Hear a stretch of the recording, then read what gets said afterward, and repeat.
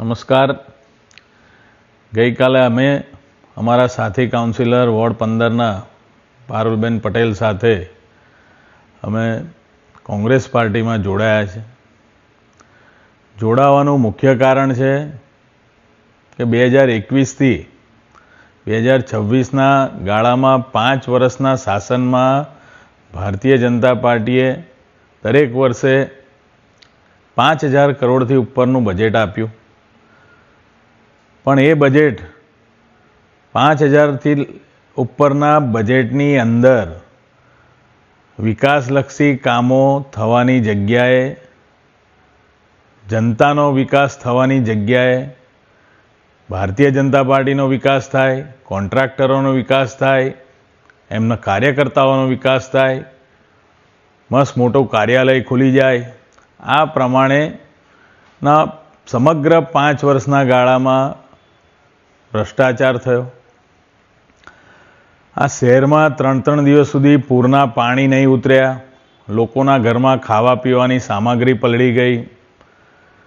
ખૂબ મોટો ભ્રષ્ટાચાર થયો.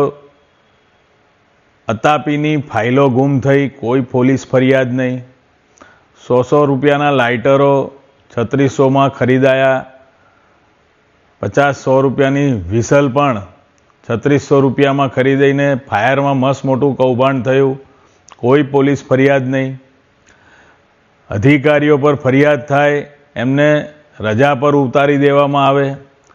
આ તમામ પ્રકારનો ભ્રષ્ટાચાર અમે 5 વર્ષમાં જોયો.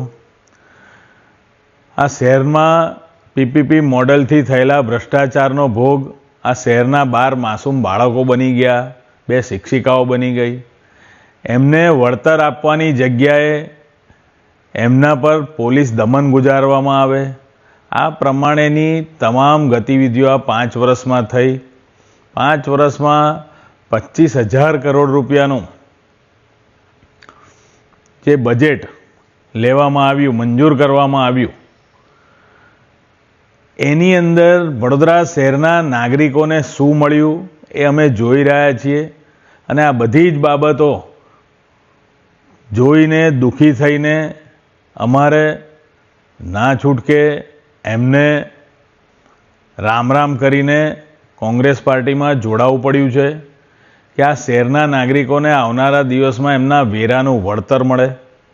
આ શહેરના નાગરિકો ભૂવાથી ત્રસ્ત છે. આ શહેરની મહિલાઓ, ખાસ કરીને વર્કિંગ વુમન, ઓછું પાણી ને ગંદા પાણીથી ત્રસ્ત છે.